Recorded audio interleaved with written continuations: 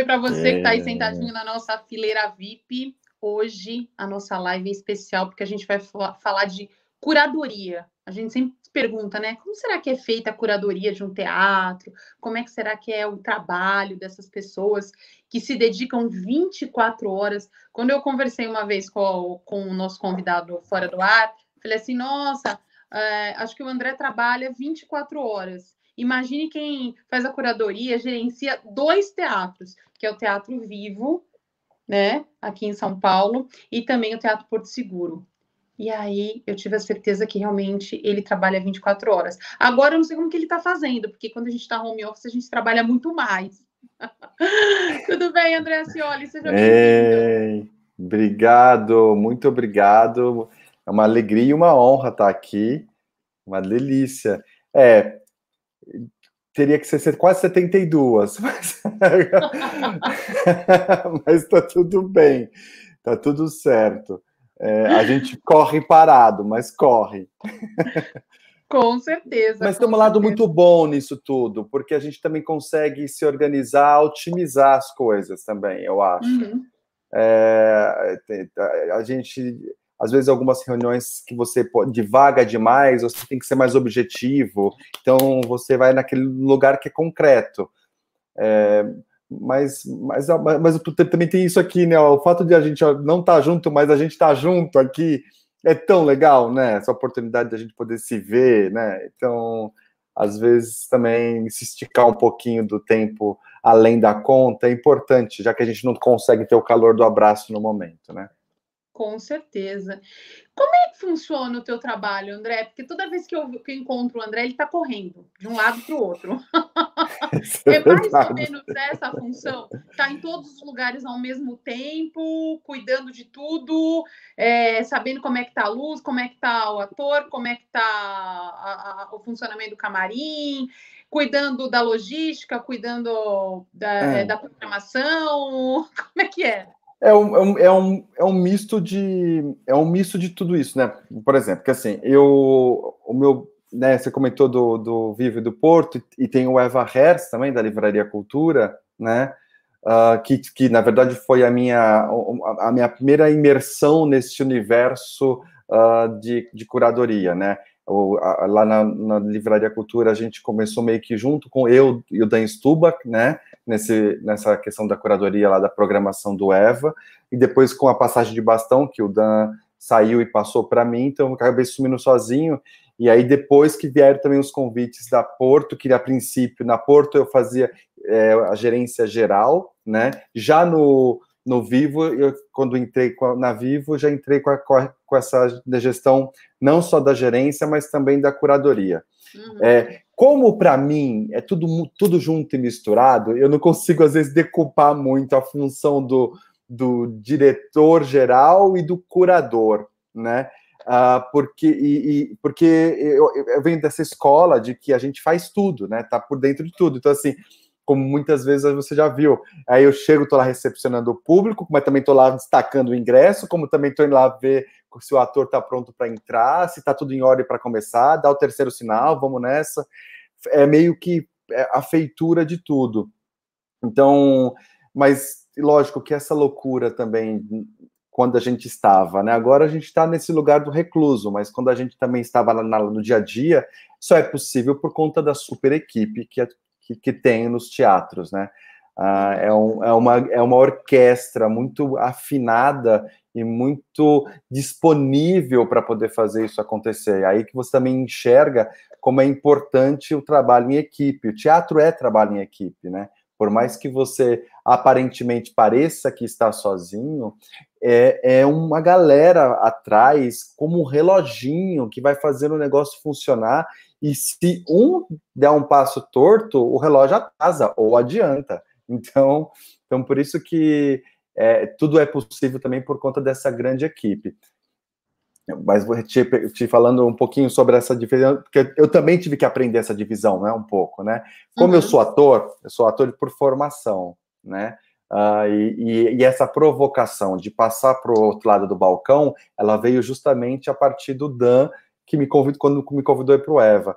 Então foi um lugar também de aprendizado também, no sentido de assim, ouvir, ou perceber, ou sentir o que o mercado está precisando, está pedindo, o que aquilo tem de sinergia com o espaço do qual está inserido aquele teatro, né?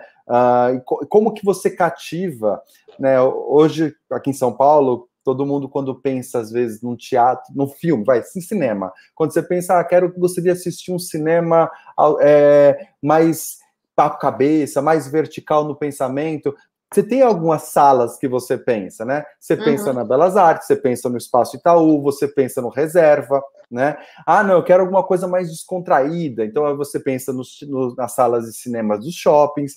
Então, de uma certa forma, tem um pouco desse olhar também de compreensão, de entender o que aquele espaço pulsa de necessidade. Então, olha, eu me achei. É muito louco. Eu me achei. Não, porque isso, assim, eu venho de uma história no sentido de que, assim, eu sou ator por formação, a gente sabe como é difícil, às vezes, você conseguir colocar em prática, estar em cena, né? Então, eu sempre fui no sentido de arregaçar as mangas, então, e fazer e executar, só que a gente sabe que, às vezes, o talento também tem um tempero da sorte, do estar no momento certo, na hora certa, né? E eu precisava sobreviver, né? Não veio... Então, eu venho de uma história de que, assim, se eu não tenho dinheiro, eu não como. Então, eu tenho que sair correndo atrás para poder pagar as minhas contas e sobrevivência mesmo, né? Sim.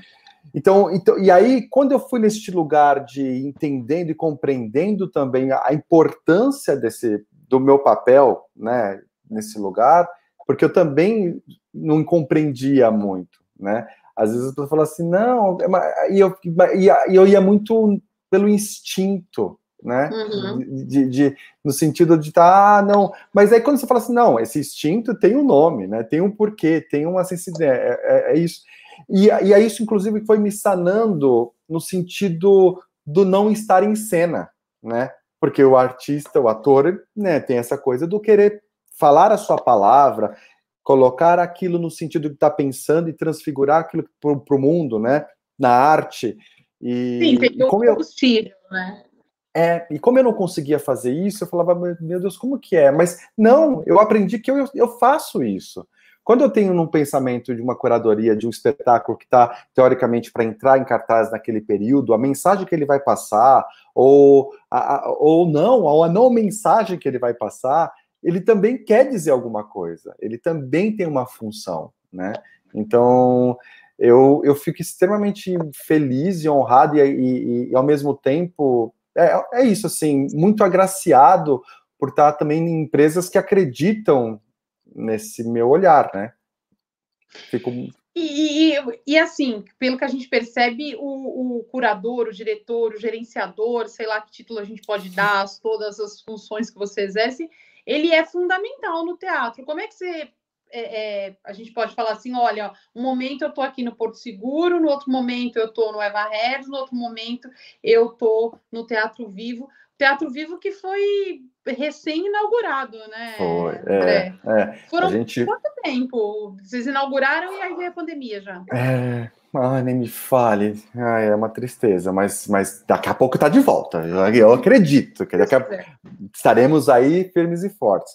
Nós ficamos pausados, né, para a reforma 9 meses, geralmente, a gestação. Foram 9 meses de gestação, e aí retomamos as atividades com a Denise Fraga, reabrindo com o espetáculo lindíssimo Eu de Você, que era...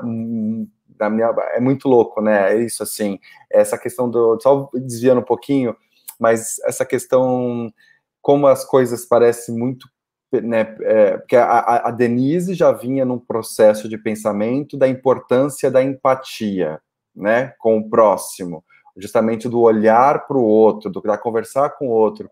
E aí vem a pandemia, que é um momento que a gente tem que olhar para o próximo, a gente tem que olhar para o outro, sabe? Então, assim, é muito louco, como é isso, sabe? Essa sensibilidade do compreender além do fio da meada, sabe? Assim, enfim. Mas você me perguntou com relação a essa loucura da logística. Olha, vou olhar de fora, tá? É como um maestro numa orquestra. Os músicos poderão tocar sem a função do maestro? Sim, eles vão ter a função deles de talvez tocar, mas com certeza, tendo o maestro à frente, ele vai no momento certo, ele vai na hora certa, ele dá o ritmo, ele dá a precisão da entrada da música, a precisão da retirada, na hora do que tem mais tônus, a hora que não tem que ter tanto tônus.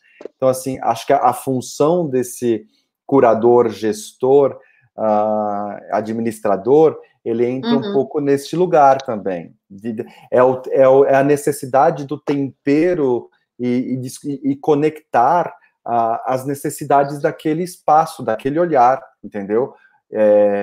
Então eu sei que pode parecer que eu estou supervalorizando o meu trabalho, mas não é essa a função, pelo amor de Deus. Mesmo, mas que é extremamente necessário. Como um diretor para um espetáculo, o olhar de fora do diretor de um espetáculo, né? Então, o ator, enfim, é uma peça muito importante para o andamento de um estabelecimento, de um espaço cultural. Nossa, eu imagino assim, quando eu penso FAAP, eu penso Cláudia Anra, entendeu? Quando a gente, porque é o olhar, a delicadeza do olhar dela na FAAP, no Teatro FAAP, como também o Mário Martini e a Cláudia no Renaissance, entendeu? Como a gente também tem N's, né, que é a personalidade da pessoa, querendo ou não, que é o olhar do que está impresso ali, né? E como é que ficou as agendas? Do nada, vamos parar, nós fomos os primeiros a parar, não sabemos quando vamos retomar.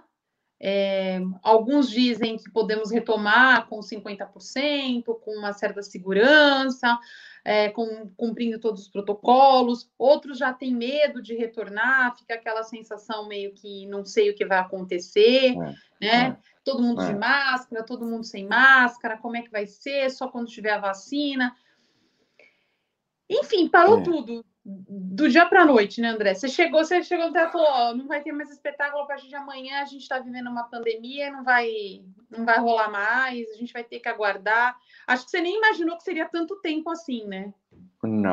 Não mesmo. Assim, lógico que a gente vai olhando como parâmetro o que está acontecendo fora, que foi onde aconteceu primeiro, né?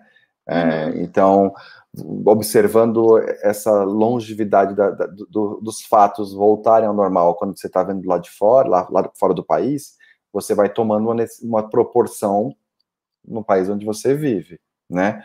Então isso, mas imagina, a gente não imaginava, não, porque se em tese tá todo mundo comentando que o platô aconteceria em maio, em junho a gente tá aí, julho a gente tá aí, é algo muito, pegou todo mundo muito de surpresa, né, Cris? No sentido de que, porque a gente passou já por outras pandemias, né?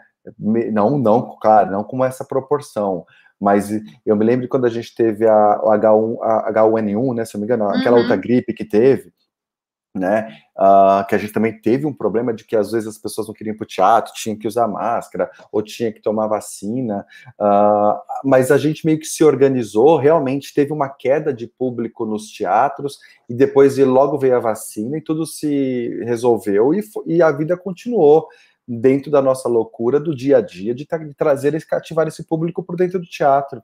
É que neste momento, a gente está lidando com uma coisa que a gente não tem nenhum domínio, né? E cada um conta uma coisa, cada um conta uma história.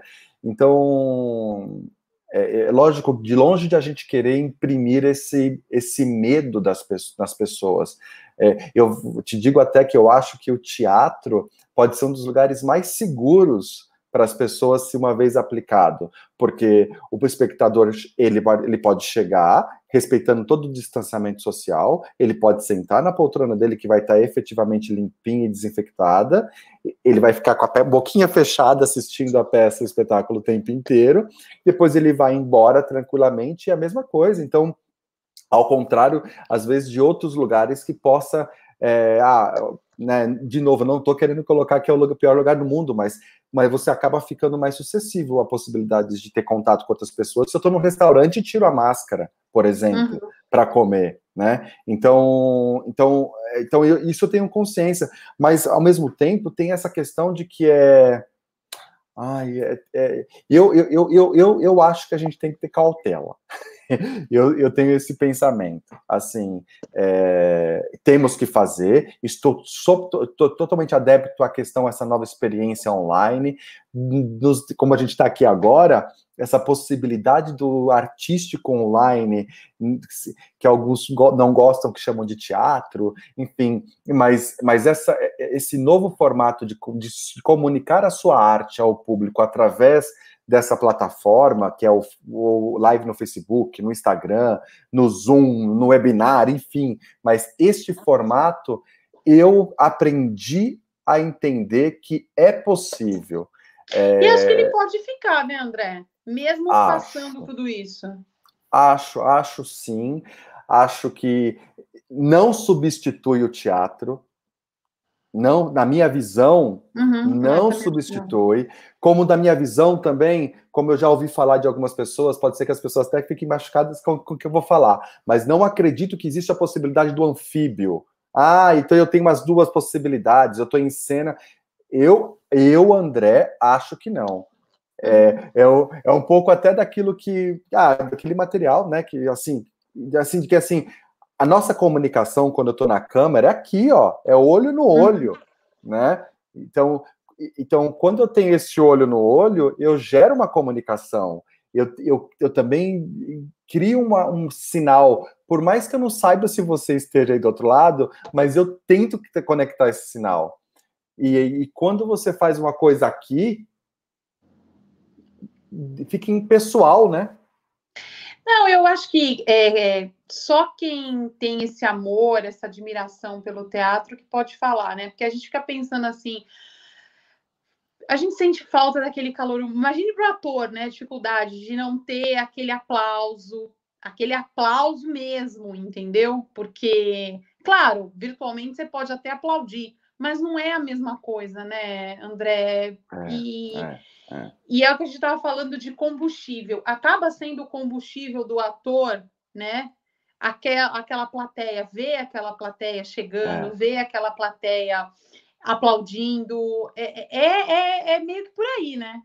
Mas é muito louco, porque é que nem assim, a gente fez lá na Vivo, né? Algumas lives, que já fizemos o primeiro ciclo de lives, que foi de maio até meio de julho, e a gente fez um formato justamente onde as pessoas iam entrando no ar, né? Então você vai vendo as carinhas das pessoas entrando no ar, e depois da apresentação, no final tinha um momento, só rapidinho ali, não chegamos a fazer um bate-papo por uma questão de organização mesmo, né? Porque a gente estava numa sala onde tinham 300 pessoas, então por uma questão de organização só, que a gente optou em não fazer um bate-papo a princípio. Mas aí quem participou, né, que foi o Mohamed, o Elias Andreato, a Lena Roque, até o Cássio Scapim e também a Luciana Carnielli, ela falou que a emoção, o gelo na barriga, a sensação do dia da estreia é igual, até mais ainda. Porque é isso, esse burburinho, esse lugar do vai acontecer, não vai, ele acontece, ele gera dentro da gente. Ele gera porque a nossa essência da construção daquele personagem, ou do executar aquele espetáculo, ele usa a mesma base, mesmo a gente usando este recurso que a gente está fazendo aqui. Eu acho que... mas lógico que, por isso que eu tô falando, nada substitui o presencial, porque o presencial é outra história, né? Aí tem a sociabilidade, enfim, tem outras questões além do espetáculo produto, né? Quando a gente vai no teatro. Mas ao mesmo tempo, você saber que você fazendo nesse formato online, a gente pode também estar chegando a lugares do qual a gente talvez não teria a oportunidade de chegar com aquele espetáculo, por questões milhares, financeiras, disponibilidade de agenda, então por várias questões. Então isto é algo que eu acho que é incrível no sentido de conquista, porque é algo, por isso que eu acredito que não vai acabar.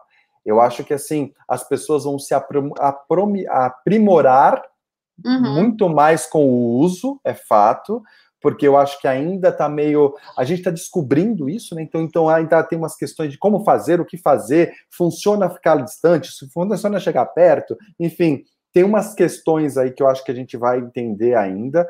Então, tem até então de coisas que você fala, nossa, que incrível. Então você fala assim, né? Se tivesse feito de outro jeito, teria sido melhor.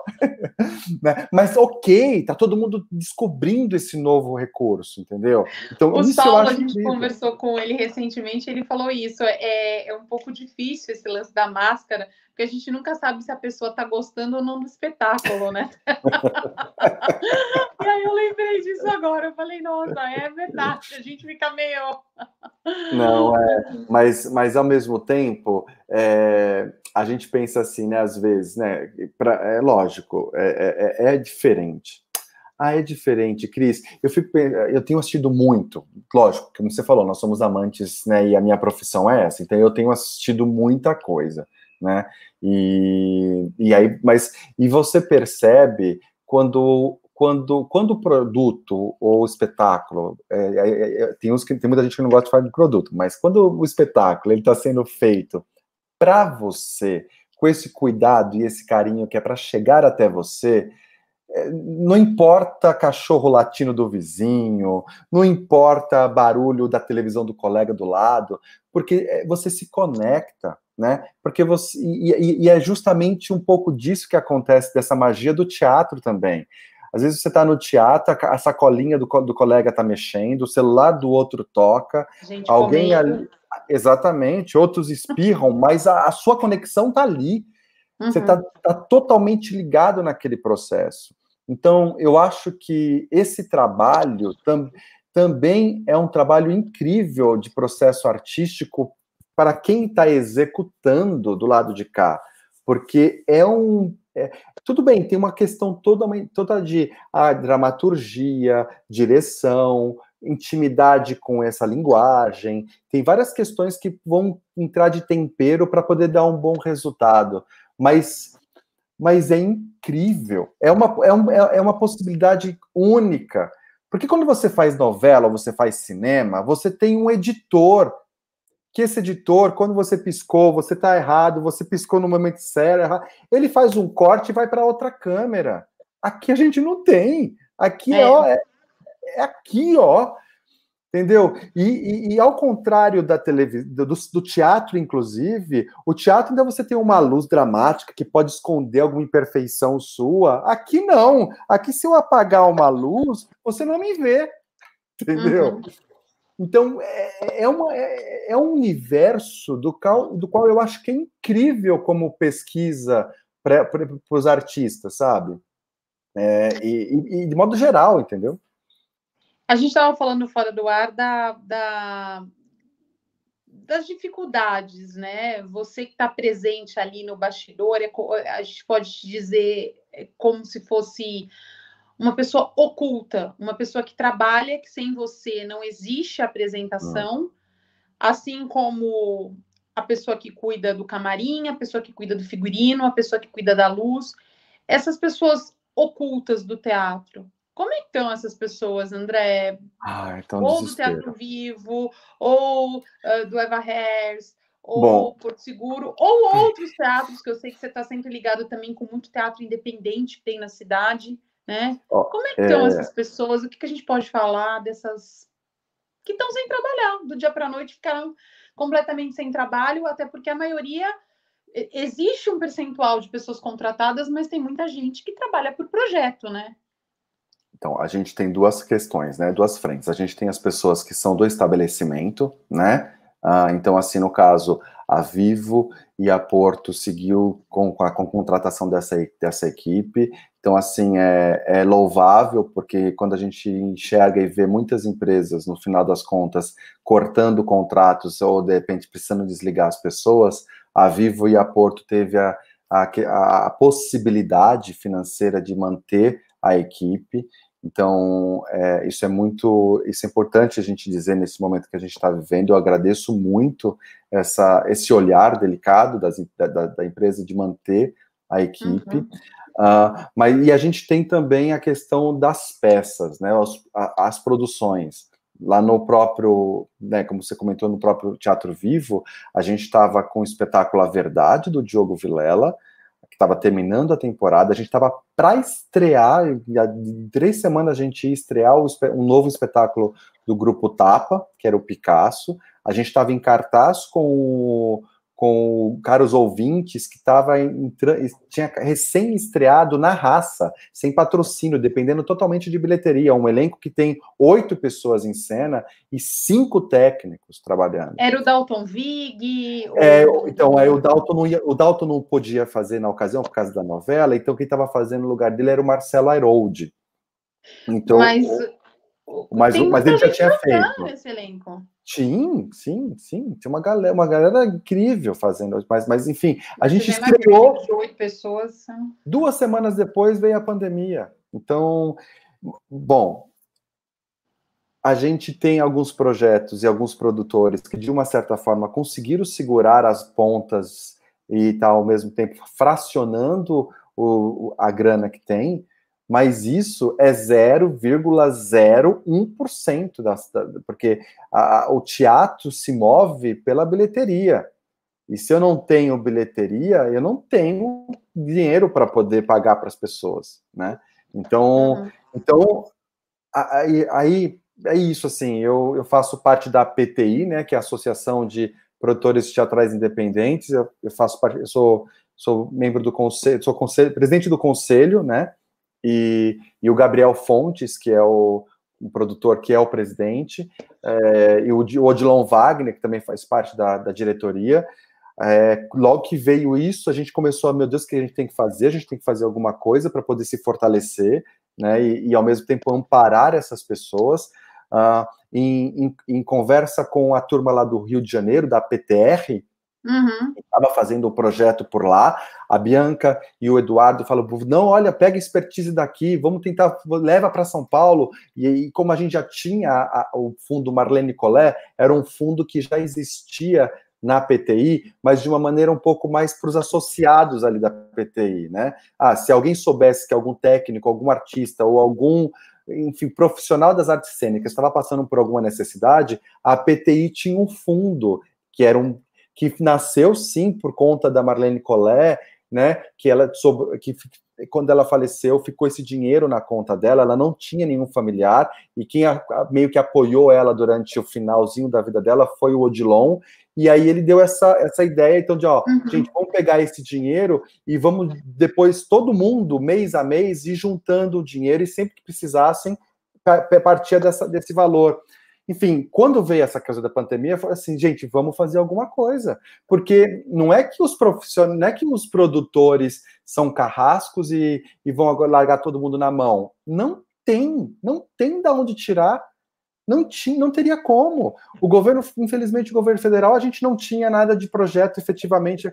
Agora veio o Aldir Blanc, que a gente está aqui torcendo para que esse dinheiro consiga chegar até a ponta, mas até então não tinha nenhuma perspectiva. Então, de verdade, é muito triste. É muito triste, sabe por quê? Porque você vê e você percebe que o que está deixando as pessoas sãs nas casas delas é justamente a arte, é justamente a cultura, é a live do músico, é a peça de teatro, é o bate-papo com o artista, é o livro, é o filme, é a série. Só que, e aí, da onde produz isso? Eu Entendeu? acho que, na verdade, André, a gente, né, no fundo, a gente talvez não possa generalizar, mas assim, nós que vivemos de arte, sabemos a nossa importância. Mas quem está fora não imagina, nossa, quanto trabalho deve ter dado para fazer essa novela.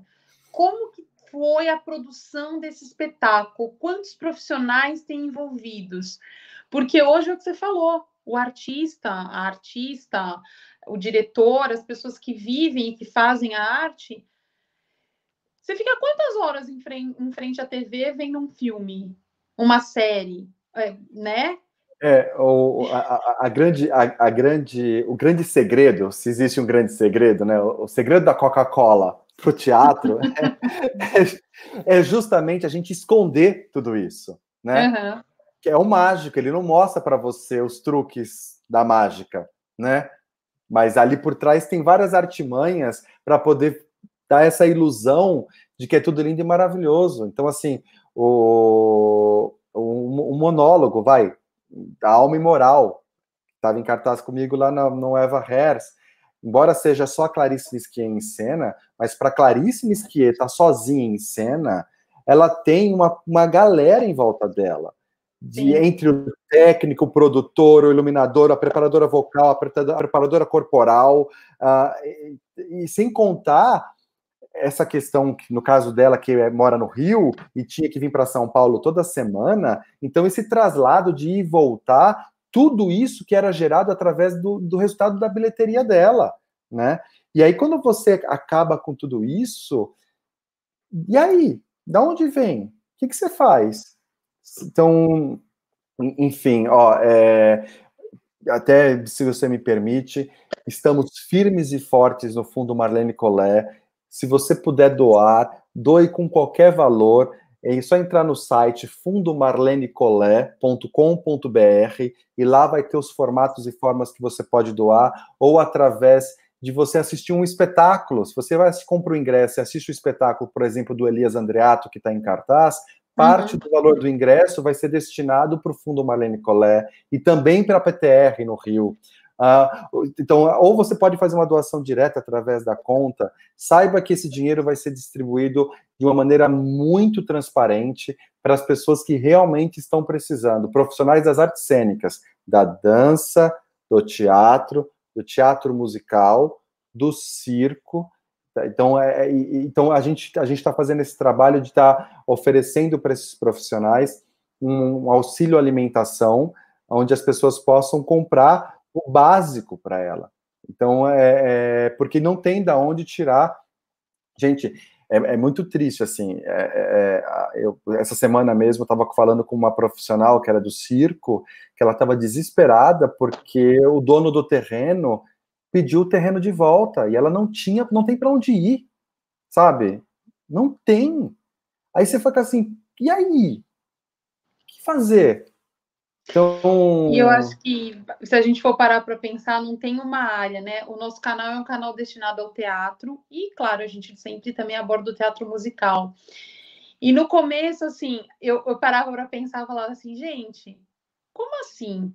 Tinham muitos musicais que iam estrear, né? A Fábrica de Chocolate, Silvio Santos, e musicais grandes, né? Que envolviam muitas pessoas. A Fábrica de Chocolate, a gente conversou com o Carlos, ele estava falando, nossa, são 180 profissionais envolvidos. E eu fui obrigada a dispensar essas pessoas, porque não tem o que fazer, né? Sim. O Silvio Santos também, acho que eles fizeram uma apresentação ou duas apresentações. E aí, será que esse projeto consegue voltar? Né? Muito triste. O que você acha, André? Você acha que quando a gente voltar após pandemia, como é que vai ser? Será que a gente vai ter esses projetos de volta? Vou falar pelo meu universo, assim, o Quando a Gente Ama, que é o musical que a gente estava também lá no Porto Seguro. Nós estreamos o primeiro final de semana. Estreou na sexta, sábado, domingo, pum! Tá lá, até hoje tá lá, luzinha, cenário montado, porque a gente, de uma certa forma, não sabia o que ia acontecer. Infelizmente, não vai ser virar a chave. Eu adoraria falar que vai ser virar a chave, sabe? Assim, no sentido de acabou! Ê! Vambora! Virou a chave! Volta como se a pé. gente dormisse e acordasse, né? Infelizmente não vai ser assim, né? Então a gente vai ter que vir gradualmente, entendendo como que vai ser, com muita cautela para não dar margem para uma possibilidade de uma segunda leva de problemas, né? Então a gente precisa, é uma responsabilidade nesse sentido. No caso, por exemplo, do Quando a Gente Ama, o elenco, acho que 2 pessoas do elenco são de São Paulo. A maioria das pessoas eram do Rio de Janeiro. Então, como que elas conseguem vir no final de semana, pegar avião e voltar toda semana? Então, assim, mesmo que se a gente pense, né, estou falando do caso do musical, mas isso não é só musical, é toda a peça, a própria verdade do Diogo Vilela, o elenco, só a Carol é de São Paulo, os outros 3 são todos do Rio, então, e a produção é do Rio também. Então, o desejo de vir, ele até pode existir, ele existe, mas e a responsabilidade de você vir e, de repente, você pegar a doença, você ficar incubado, porque você pode estar com aquela doença incubada, e você pode transmitir para uma outra pessoa, em cena, né? Então eu acho que a gente vai seguir, isso é um fato. A gente está estudando muito, a gente está entendendo muito, se vai ser com máscara, se vai ser com esse distanciamento, se vai ser no formato totalmente, todo mundo falando para frente. Acho que existem formatos para se fazer, mas tem certos espetáculos que vão ter que dar uma moldada, porque não vai conseguir vir logo de cara. Eu imagino que a gente na Fábrica de Chocolate é um dos patrocinadores pela Vivo, né? Uhum. Mas eu não tive a oportunidade de assistir uns ensaios, mas eu imagino que deve ser uma loucura no sentido crianças de envolvidas, contato, né? Exatamente. E tem isso também, por exemplo, a gente estava lá no Porto Seguro, eu vou dar um spoiler, mas vou dar um spoiler. No Porto Seguro, a gente, né, por 5 anos do teatro, quem ia estrear, né, a gente ia reestrear, né, a comemoração dos 5 anos era com a reestreia do Ensina-me a Viver, com a Glória Menezes, entendeu? A gente estava na preparação de fazer... Aí vai fazer aquela dúvida, como é que você vai colocar em cena uma pessoa do grupo de risco? E onde o público-alvo, muitas vezes, pode ser também que seja o grupo de risco. Todos os grupos de risco. Não tem como, não pode. Então é isso, assim. Eu acho que vamos voltar, isso é fato. Com cautela, direitinho, bonitinho. Existem maneiras de voltar com cautela, com cuidado, isso é fato, mas é que... E aí eu confesso que, mas ao mesmo tempo, você vai olhando para o outro lado, essa cautela, esse cuidado, ele também requer custo. E a classe, sim, de uma certa forma, está... Não tem. Então esse amparo que está vindo no... Eu vou te dizer que não vou falar amparo, não. Eu vou falar esse investimento que o governo está fazendo é para o bem da sociedade de uma maneira geral. Porque quando um teatro fecha vários empregos ao redor dele. É o estacionamento, é o taxista, é o shopping que pode estar do lado e comprar alguma coisa, é o restaurante que depois você pode sair para jantar, depois que você vai fazer aquilo, é o pipoqueiro.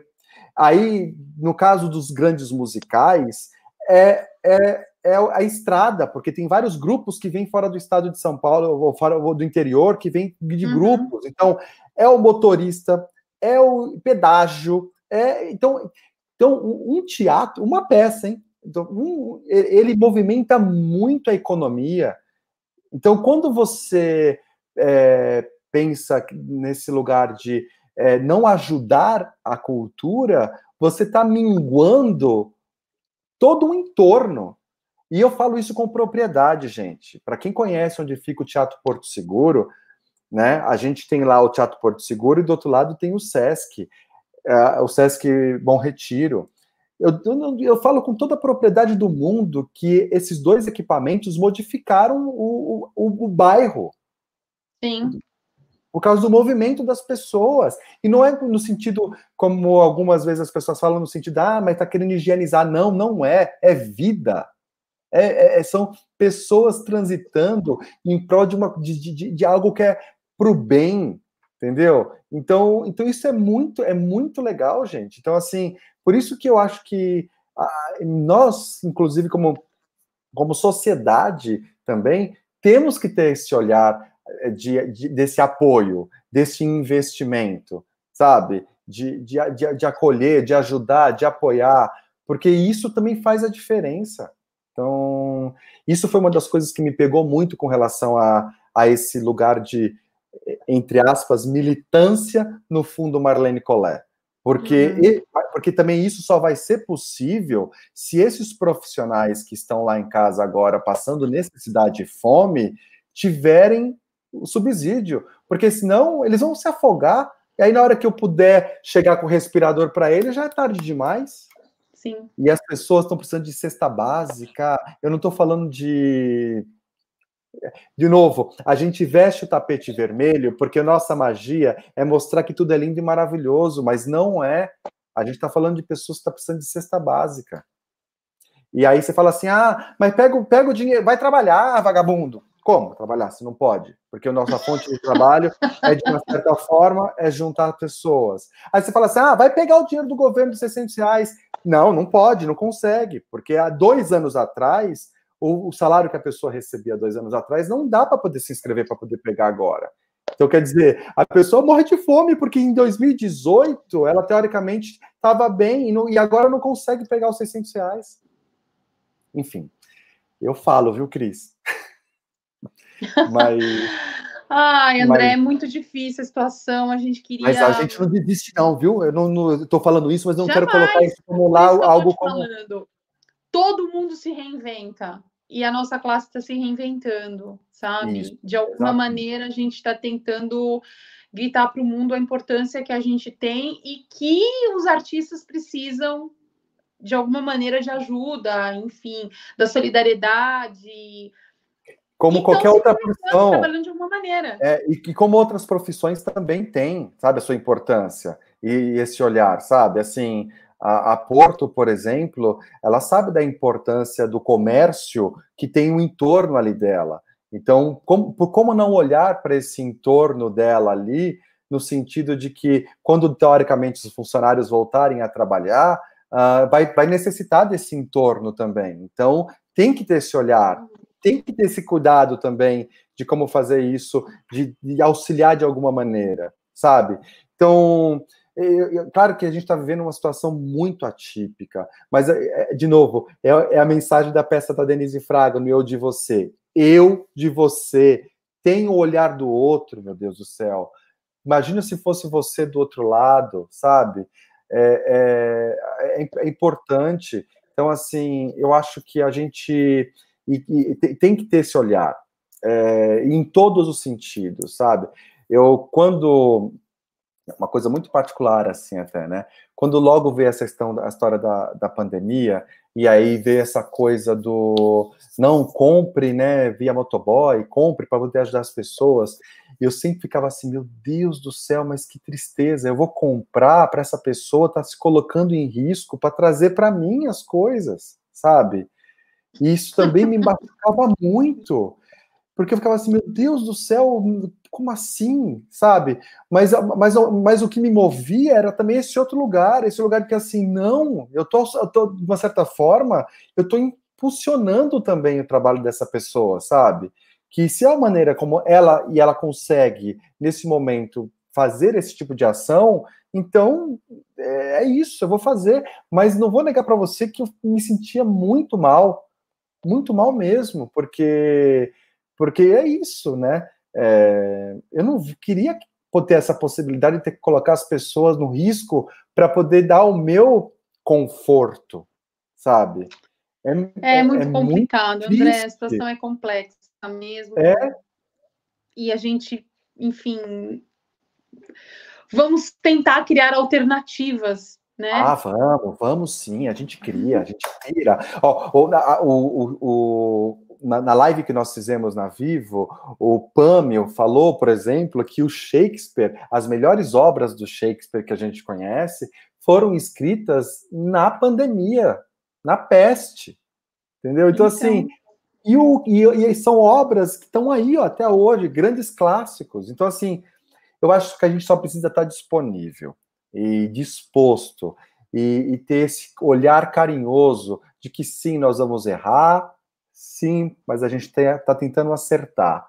Então, e juntos a gente vai construindo essa nova história.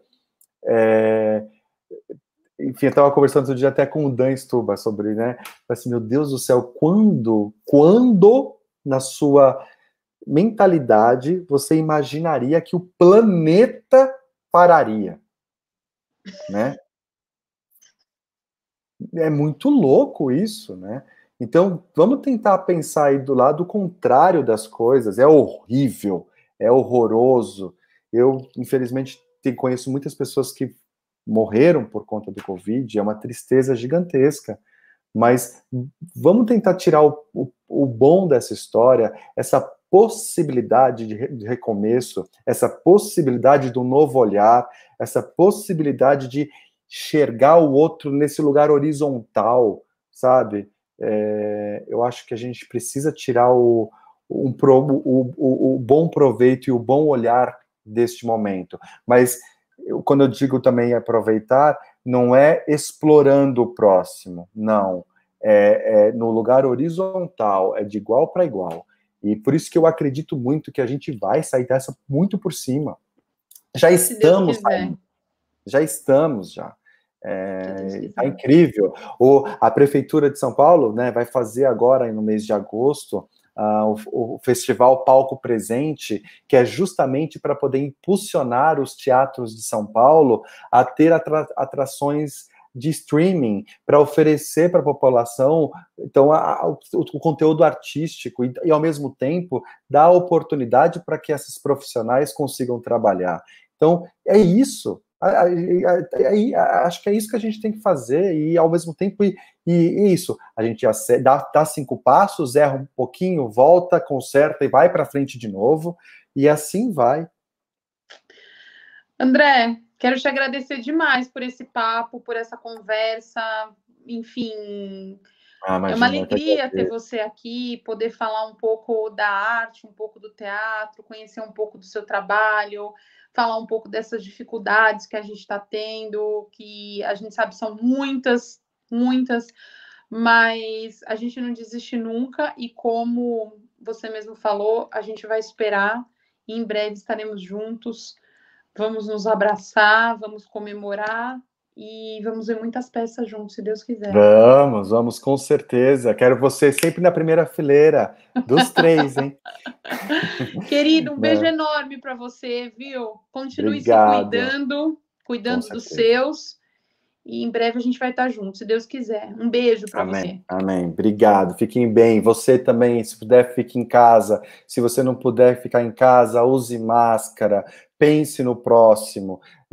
Usa álcool em gel. A gente, quando está usando máscara, a gente não está só nos protegendo, a gente está protegendo também o próximo. Então, use máscara. É importante. É isso. Um beijo, querido. Beijo. Obrigado. Obrigado, Caio.